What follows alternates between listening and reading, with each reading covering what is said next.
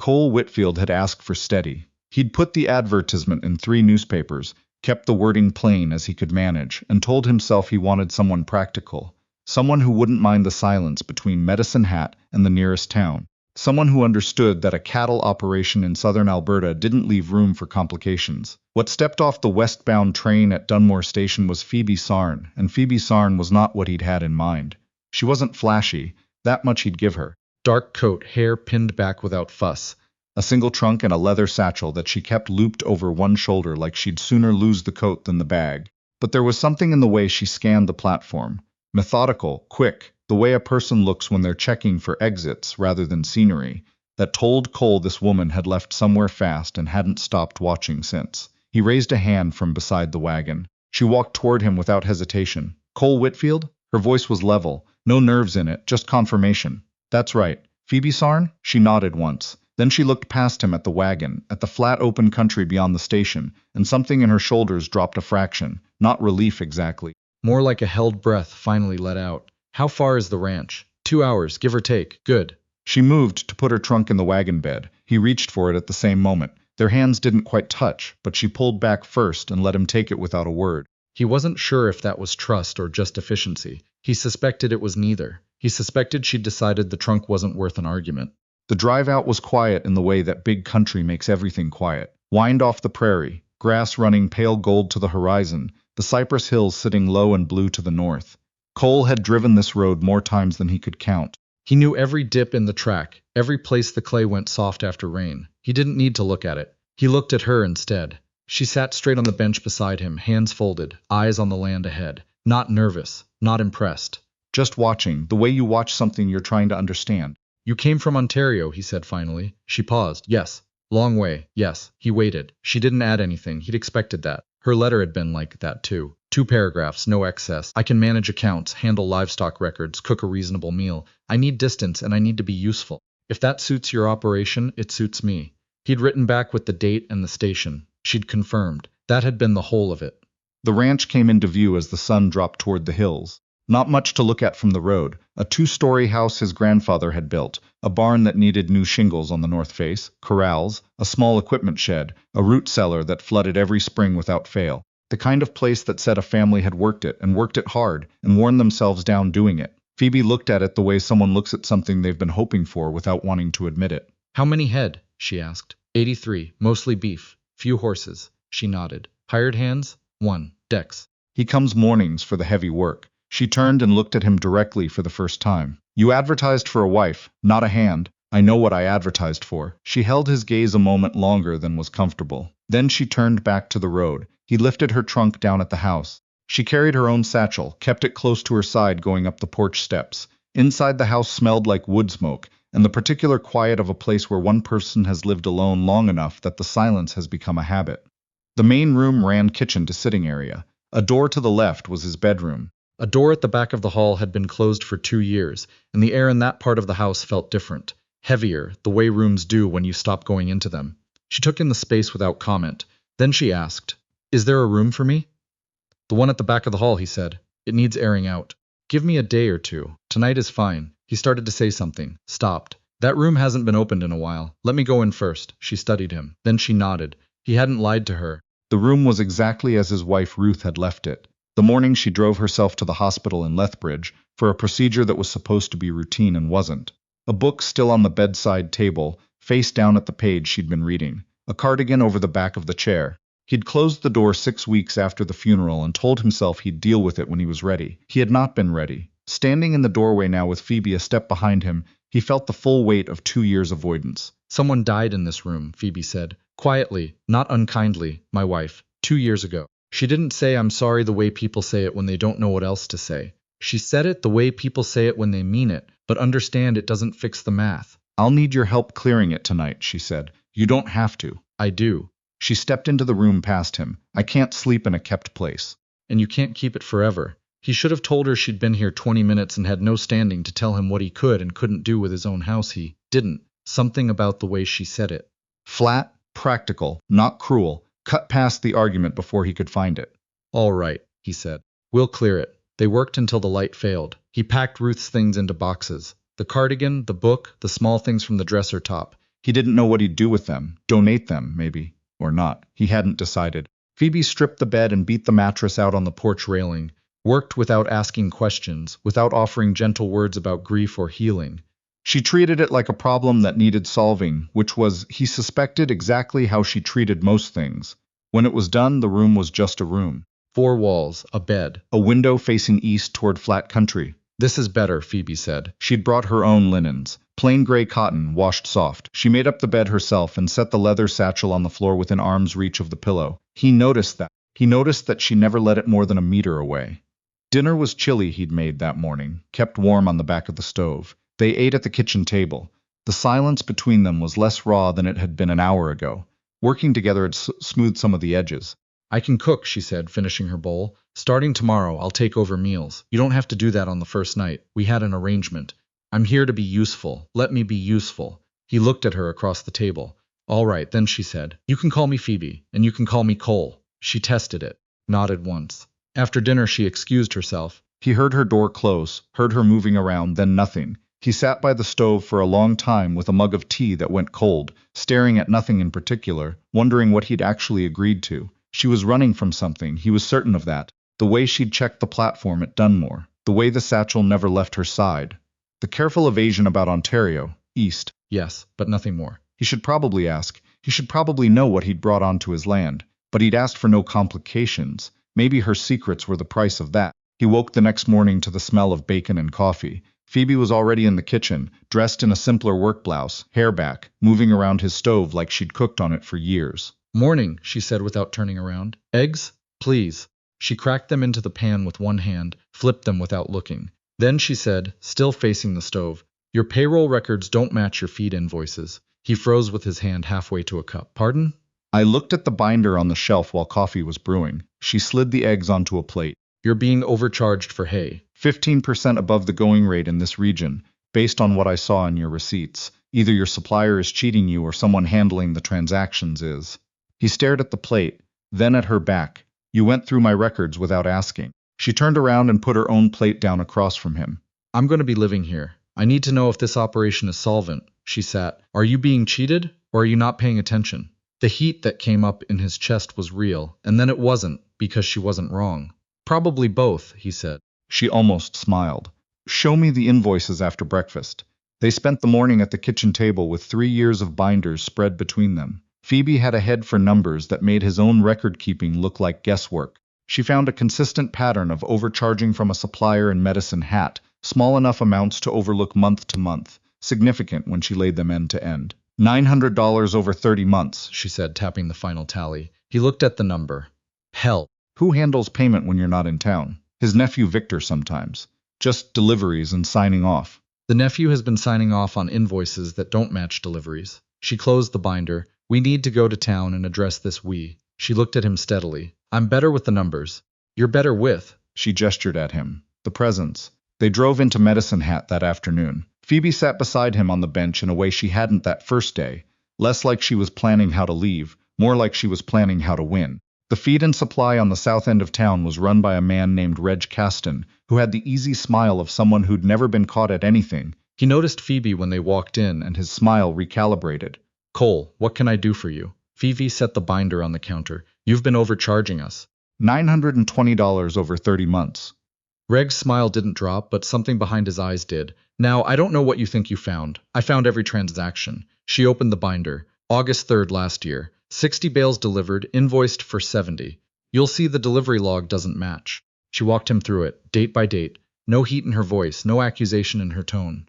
Just facts, laid in a row until he had nowhere to stand. You can return what was taken, she said. Or I can bring this to the RCMP detachment on 2nd Street, your choice. Reg looked between them. Cole hadn't said a word. He hadn't needed to. Phoebe had this entirely in hand, and he was honestly just bearing witness. The money came out of the cash drawer in silence. Phoebe counted it, tucked it into her jacket. We'll find another supplier, she said. I'd recommend you think twice before trying this with anyone else. They walked out into the afternoon. Cole waited until they were back at the wagon. You've done that before. Recovered money someone thought they'd gotten away with. Phoebe stepped up onto the wagon. Where'd you think I learned to read books like that? He didn't ask more. She'd tell him when she was ready, or she wouldn't. They stopped for supplies before leaving town. Cole waited with the horses. That's when he noticed the man standing outside the hotel, well dressed for a prairie town, boots that weren't broke in on any ranch, watching the main street with a particular kind of patience, the patience of someone who's waiting for a specific thing.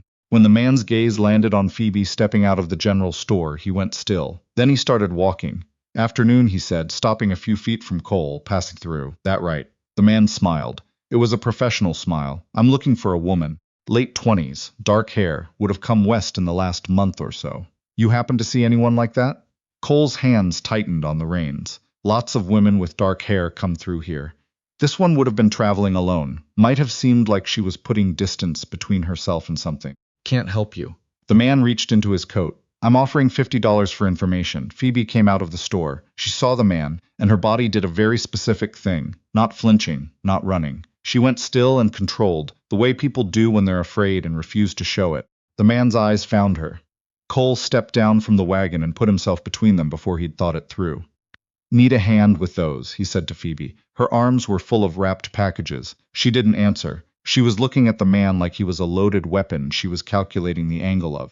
Miss Sarn, the man said, easy and certain. Been a while, Mrs. Whitfield, Cole said. The word came out strange in his mouth. He hadn't planned it, and you can take your questions somewhere else. The man's eyes moved to Cole. Reassessing your wife. That's interesting. It is what it is. Her father is very concerned about her well-being. She's well, you can tell him that. He's going to want to hear it from her directly. Then he's going to be disappointed. A pause. The man looked at Phoebe one more time. His name was Grantley. Cole would learn later. Theodore Grantley, retained by one Aldous Sarn of London, Ontario, who had not gotten where he was by accepting the word of a cattle rancher in Medicine Hat. Then he tipped his hat and walked back toward the hotel. Phoebe stood rigid until he disappeared through the door. Then she sagged against the side of the wagon, just slightly. Just enough. That was Grantley, she said quietly. My father's man. Cole took the packages from her arms and put them in the wagon. He won't stop. No, he'll come to the ranch. Yes. Cole helped her up to the bench. Then he walked around, climbed up himself, and took the reins. We'll deal with it when he comes, he said. You don't know what you're up against, my father. I understand a man who sends someone to drag a woman back against her will. That's enough to understand. She looked at him for a long time, really looked at him. The way she'd looked at the land that first afternoon. Trying to take a measure of it. Why? She said.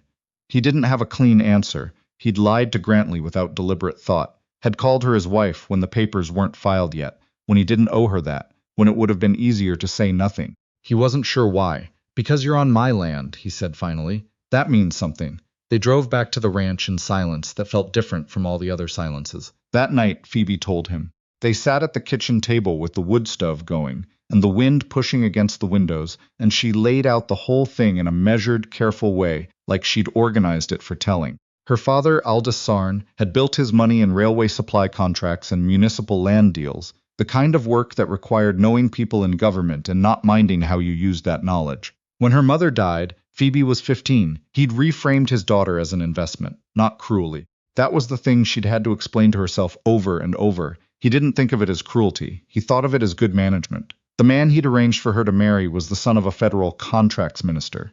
Edmund Voss, 41 years old. She had met him 4 times. I told my father no, she said, her hands wrapped around her mug. 3 times. The 3rd time he had the solicitor come to the house, and they sat across from me at the dining room table and explained that I had no legal mechanism to refuse, that Edmund was a fine man with a fine reputation, and that my continued objection was causing my father pain and embarrassment. She looked at the stove.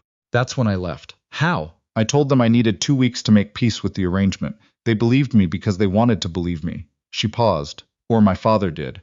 I'm not certain Grantley believed anything. I had access to a household account for domestic expenses. I withdrew what I needed, sold some jewelry, arranged passage. I changed my name twice before I used Sarn in your letter. I used my mother's name. Cole didn't speak. I saw your advertisement, she said, in a paper someone left at a hotel in Winnipeg. It read like honesty. I needed honesty more than anything else. And now Grantley's here. He won't bring me back alone. My father will send lawyers next. He views me as a breach of contract. We can make this legal, Cole said.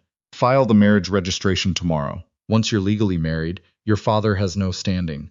She shook her head. Legality doesn't constrain him. He owns the framework. Then we fight on whichever ground he chooses. She looked at him across the table. That worn, careful look of a person deciding whether to trust a thing they can't verify.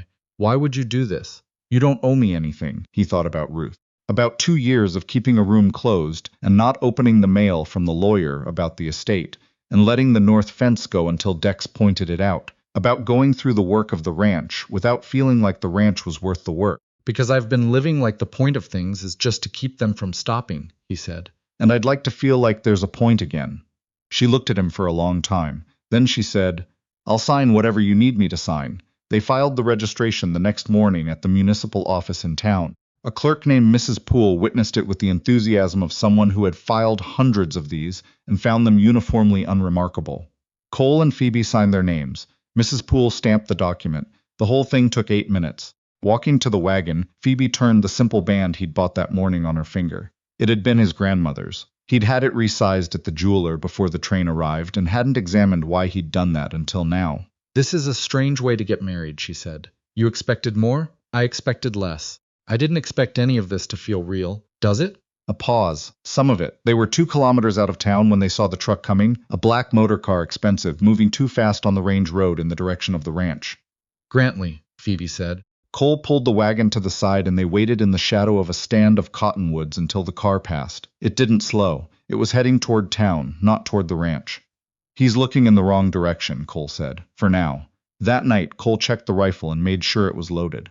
Phoebe watched from the kitchen table. There's a pistol in the desk in the sitting room, she said. He looked at her. I saw it when I was reviewing the files. She met his eyes. I know how to shoot. He nodded. Then he asked her what was in the satchel, not to be intrusive, just because she'd never set it down and he thought it might matter to know. Letters from my mother, she said, and some documents. My birth registration, some records I kept from my father's household accounts, in case I ever needed to prove anything about his business practices. She looked at the bag. Everything I have from before. Keep it close, he said. I have been. He went to the window. She came to stand beside him, not quite touching, looking out at the dark country. He won't come himself, she said. Not yet. He'll send more lawyers first. Then we'll be ready. She looked at him. Then she said, Grantley had been watching the train station for 3 weeks before he found me. My father would have paid for that. He'll pay for whatever comes next without hesitation. I know. You're not afraid. Not of him. Cole let the curtain fall.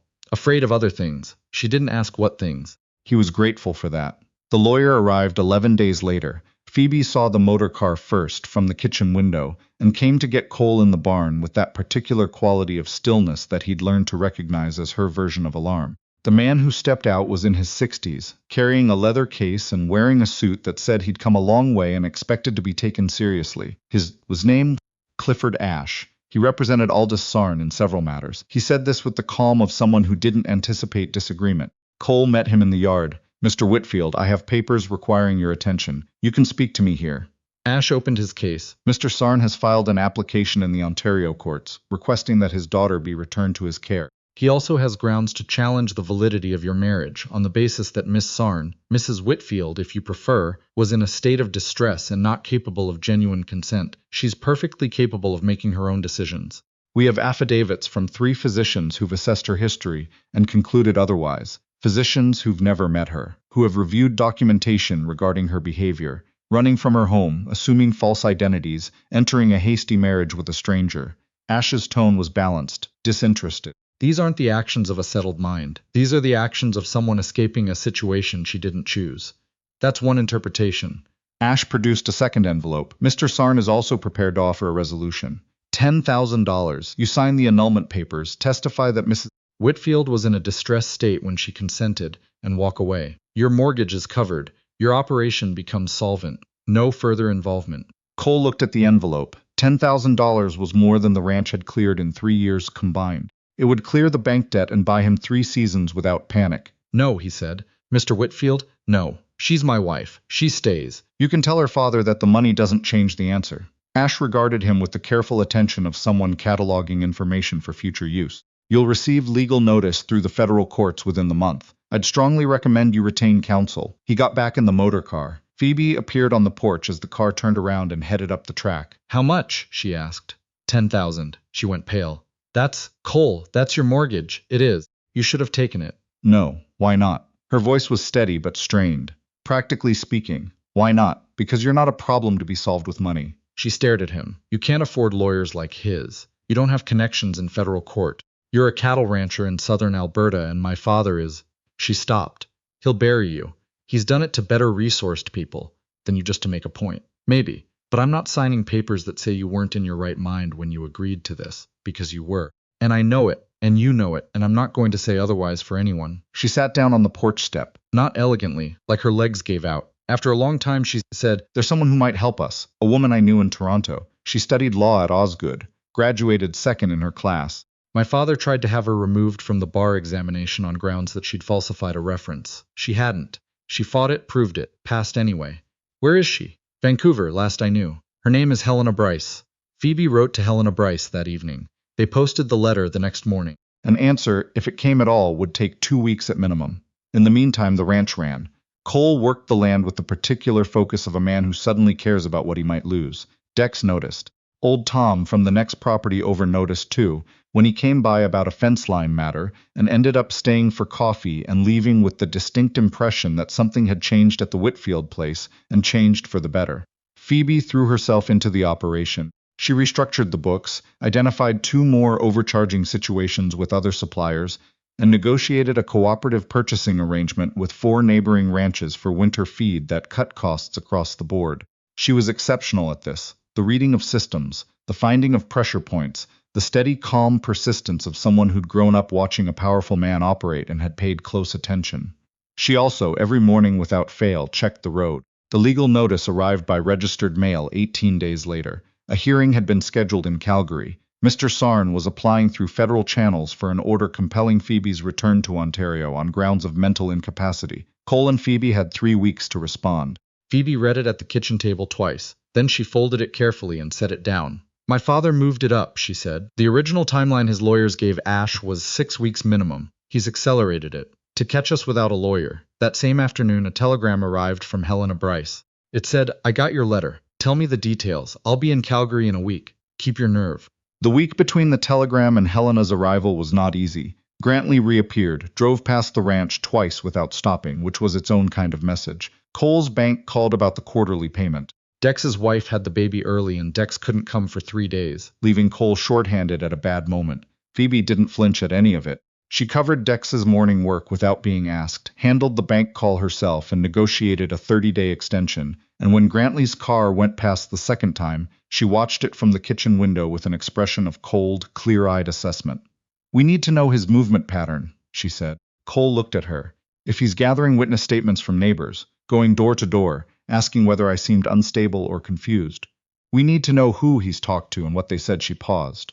"Tom Hargrove talked to him. I could see it in Tom's face when he came by yesterday." Cole drove over to Tom's that evening. Tom was embarrassed about it in the way of a man who'd answered questions without knowing they'd be used for anything. He said he was just doing a welfare check, Tom said. Asked, "Did she seem scared? Did she seem like she knew what she was doing?" I said she seemed sharp as anyone I'd met in a long time. He wrote it down. "Cole, if I'd known, it's all right."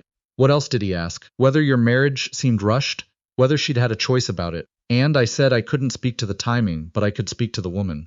Tom looked at his boots. Said she didn't strike me as someone who let things happen to her against her will. "Thank you," Cole said. "That's the truth." Helena Bryce arrived in Calgary by train on a Wednesday and met them in the lobby of a modest hotel near the courthouse. She was 30, compact, direct, with the manner of someone who'd learned early to take up exactly as much space as needed and not to apologize for it. She shook Phoebe's hand first. "You look like you've slept about 4 hours in a week," Helena said. "Something like that." "Good. That means you're taking it seriously. Sit down, both of you, and tell me everything." They did. Helena listened without interrupting, making small notes on a pad. When they finished, she sat back. "The competency application is the weakest part of your father's case," she said. "He's trying to use the courts to override the decision of an adult. That's a hard argument to make successfully in 1921 Canada, and it's getting harder." She tapped her pen on the pad. "What he's really arguing is that you weren't capable of consenting to this marriage. So we prove you were. We don't just assert it. We demonstrate it. Phoebe, I need dates, specifics, every instance of control you can document. Every time he locked a decision down, denied you information, overrode a clear refusal. We build the picture that shows running wasn't a breakdown. It was a rational response." She looked at Cole. "They'll paint you as an opportunist, man who advertised for a wife with no questions asked. We need to make that honest instead of suspicious." "Why did you write that ad? What did you actually want?" Cole thought about it. "I wanted someone who'd be real with me, not perform, not pretend the arrangement was something it wasn't. I was tired of the pretending." Helena nodded slowly. That's good. That's useful. She looked at the notes. The doctors who filed the affidavits, none of them have met Phoebe? Correct. Then we go after methodology. Their conclusions are based entirely on your father's account of your behavior. That's advocacy, not medicine. Helena closed her notebook. The judge they've been assigned is Elliot Farrow. I've appeared before him. He's fair. He doesn't like being used as a tool. She looked at both of them. The odds aren't comfortable. Your father has more resources, more time to prepare, and existing relationships in the federal system. But the law is actually on your side if we argue it right. So that's what we're going to do. The hearing was in 2 days.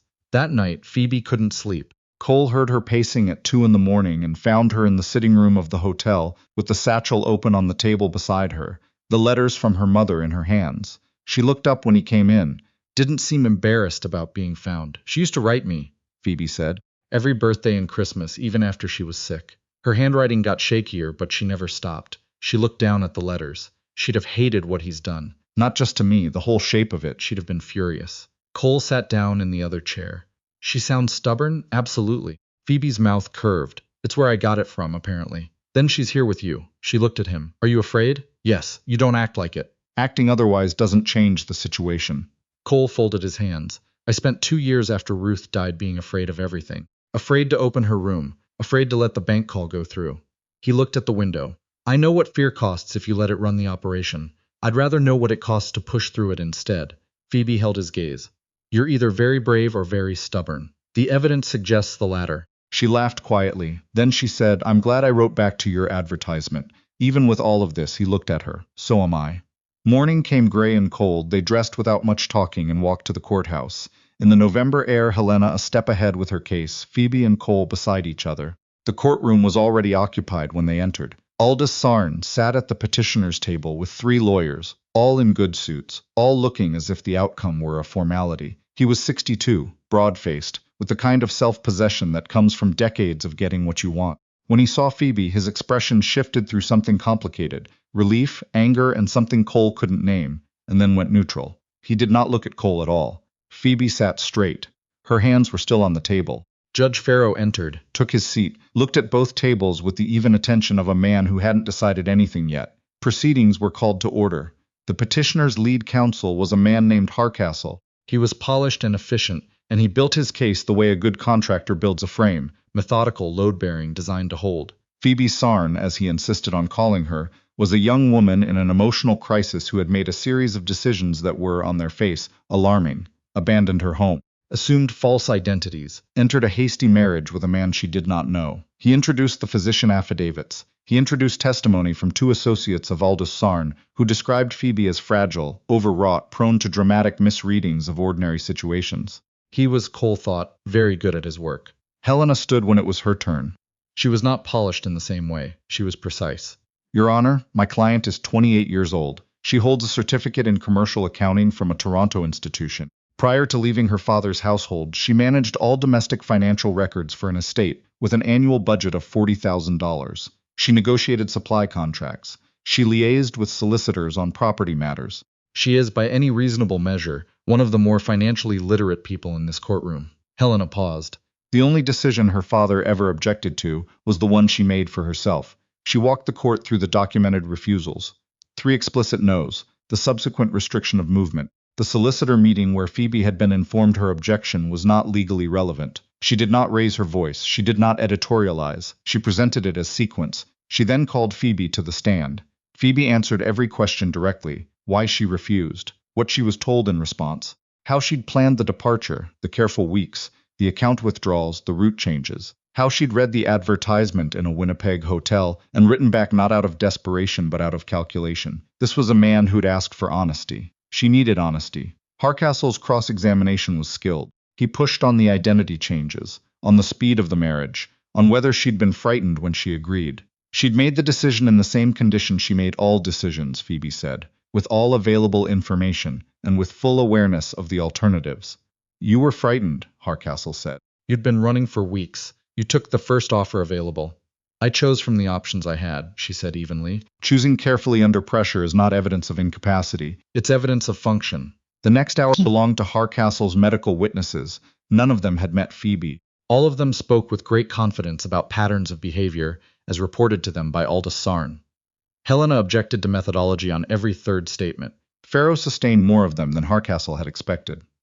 Then Helena called Cole. He answered the questions about the advertisement honestly. He'd wanted someone who'd be straightforward. He'd been alone for 2 years and hadn't wanted something that required him to perform feelings he didn't have. He'd gotten Phoebe's letter, and it was the only one that didn't promise him something he hadn't asked for. Hardcastle's cross went where Helena said it would. The wording of the ad, the suggestion of a vulnerable woman and a man who'd benefit from her. Did you know she had accounting skills when you married her? Hardcastle asked. No. Did you know she'd managed a $40,000 household budget? No. So you benefited from capabilities you weren't aware of when you made the offer. Quite convenient. What I knew when I made the offer was that she was direct and she was serious, and she needed a place that wasn't where she'd been, Cole said. That was enough. The rest came after, and I was glad of it, but it's not why I married her. Hardcastle tried a few more angles. Cole answered each one without elaboration or temper. When Hardcastle finished, Cole stepped down. Helena made her closing argument in 10 minutes. She didn't ask the court to like the situation. She asked the court to assess it accurately. A woman of legal age had declined an arrangement she did not consent to, had removed herself from a situation of demonstrable coercion, and had entered into a legal marriage of her own design. The application before the court was a request by a father to override all of that. The medical evidence submitted could not meet the legal standard for incompetency because not one physician had assessed the woman in question. The application should be denied. Judge Pharaoh adjourned.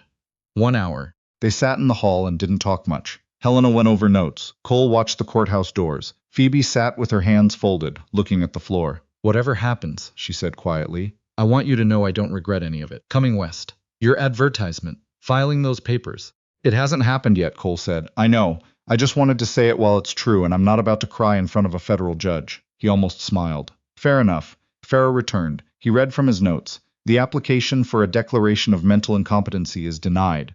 The evidence submitted does not meet the legal standard. The affidavits in question are not the product of direct examination and cannot be admitted as diagnostic. The respondent's behavior as documented does not constitute evidence of incapacity. It constitutes evidence of deliberate decision-making under adverse conditions. Phoebe's hand found Cole's under the table. The application to annul the marriage is also denied. The court finds no evidence that consent was compromised. The marriage is legally valid. Gavel. The clerk called the session closed. Aldous Sarn stood slowly. His lawyers converged on him in quiet voices. He looked once across the room at Phoebe. The look lasted long enough to be noticed and contained things Cole couldn't fully read. Not quite defeat, not quite anything clean. Then he said to her, You've made a choice. I have. You understand the consequences. I've understood them since I left your house. He nodded. Minimal. The nod of a man who'd noted a result and filed it. He walked out without looking at Cole. Grantley, who'd been sitting in the gallery, followed him. Helena put her case under her arm. Don't celebrate too fast. He can appeal, will he? She considered it. He got what he needed, in a way. A federal judge told him he couldn't control you by force. That's a boundary he now knows exists. Men like your father usually pivot rather than press past a firm wall. But I wouldn't assume he's finished. She shook their hands and said she'd send the bill. They took the train back the next morning.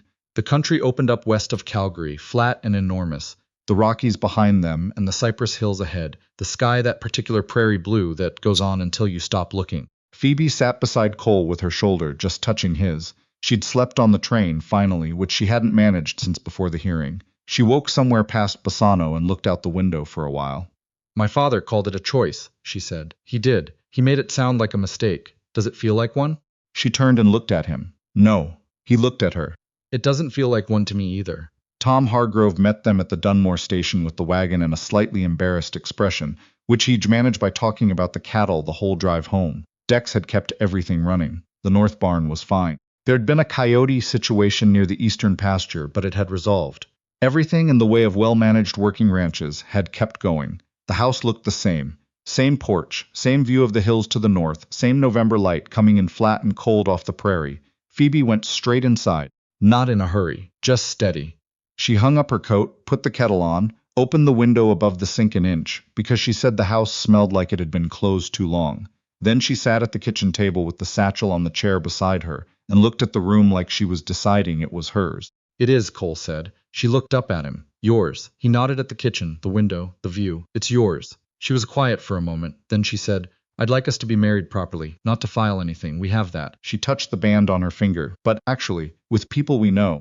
Out here, if the weather holds. He thought about it. Tom would come. Helena would probably come if they asked. Dex and his wife if she was well enough. Fewer than 10 people, probably, but people who'd seen something of what it cost. I'd like that too, he said. The ceremony happened on the first Saturday in December that wasn't actively snowing, which in southern Alberta meant they took what they got. Bright, cold, pale sunshine, the country running white and gold out past the corrals. Tom played fiddle with more commitment than skill. Helena stood beside Phoebe. Dex's wife Eleanor, who had recovered well and brought the baby, sat in one of the borrowed chairs near the front. 7 people in total, most of them in heavy coats, all of them meaning it. The minister kept it short. Phoebe and Cole said yes to the questions. Simple as that, and as complicated as everything it had taken to get there. After, Tom played something approximating a reel, and everyone ate the food Phoebe had made the day before. A prairie spread, sturdy and good. Helena made a toast that was 3 sentences long and said everything. Dex told a story about the coyote situation that had apparently been more eventful than he'd let on. Eleanor's baby slept through all of it. Near sunset, Cole found Phoebe standing by the east fence, looking out at the land. She'd been doing that more often, not checking the road the way she used to, just looking. All right, he asked. She thought about it. Yes, he stood beside her. The hills had gone that particular deep blue they turned in winter evenings, almost purple at the edges. The sky above them was still pale. I wrote to my mother's sister last week, Phoebe said. She lives in Halifax. I haven't spoken to her since before my mother died. My father cut the connection. What made you write? Helena mentioned something about the hearing, about how having witnesses matters. I thought she'd be a witness if I let her be. She looked at the fence line. She wrote back already. Said she'd been waiting for me to reach out. Said my mother had asked her to watch for it. Cole put his hand over hers on the fence rail. You're not running anymore, he said. She considered it. No, she turned and looked at him. I'm not. The winter settled over the ranch in the way of Alberta winters. Total, unglamorous, demanding. They worked through it in the rhythms of the place. Breaking ice on the water troughs before sunrise, checking the herd in the cold, managing the accounts in the evenings by lamplight. Phoebe had taken on books for 2 other ranches in the area. The Whitfield operation, under her restructuring, had cleared its quarterly payment for the first time in 3 years. Aldous Sarn did not appeal the ruling. A letter came from his Toronto solicitors in February, brief and final, noting that Mr. Sarn wished the matter considered closed. Phoebe read it once and put it in the wood stove. Spring came late. When it finally arrived, it came fast the way prairie springs do. The ground going soft all at once. The grass starting up before you were ready for it. The light stretching out at both ends of the day. One evening in early April, Phoebe sat down at the kitchen table where Cole was reviewing the equipment budget and said, I need to tell you something. He looked up. She was watching him with that particular careful expression she used when she was deciding something, and had already decided it, but was waiting to see how he'd take it. I'm pregnant, she said. He held that for a moment. 2 months, she said, I'm certain. He thought about Ruth. He thought about the 2 years of closed doors and small griefs. He thought about the east fence and the blue of the hills and Phoebe standing at it like she'd found the thing she was looking for. He said, Are you all right? Yes. Are you? Is this all right with you? She looked at him steadily. I wouldn't have told you while looking at you if it weren't. He stood and went to her and put his arms around her from behind, and she leaned back into him, and they stayed like that for a while with the kitchen quiet around them and the last of the April light coming through the window. The baby arrived in October, on a morning when the first frost was on the grass. A girl, dark-haired, long-fingered, already looking at things with Phoebe's considering expression. They named her Ruth. Phoebe had suggested it. Cole had sat with it for 2 days before he understood why it was right. Not an erasure or a substitution, but a continuance. The kind of naming that says someone mattered and is still mattering, carried forward in a person who is new. They stood together at the window with the baby between them, looking out at the white frosted yard, and Cole thought, this is what the point is. This is what the ranch is for, not just running towards something. He had placed an advertisement wanting simple, no complications. Someone practical who'd do the work without making demands he couldn't meet. He'd gotten Phoebe Sarn, who was none of those things, who was instead relentless and careful and brave and exasperating, and exactly what he had needed without knowing he was looking for it. She had written to a stranger in a newspaper, wanting distance and safety and a place to stop moving. She'd gotten a cattle ranch on the Alberta prairie and a man who'd stood between her and everything her father sent, not because he'd been asked to, but because he'd decided she was worth it. Neither of them had planned any of it. They'd built it out of stubbornness and need, and the particular prairie faith that if you work the land honestly, it will give you something back. It did.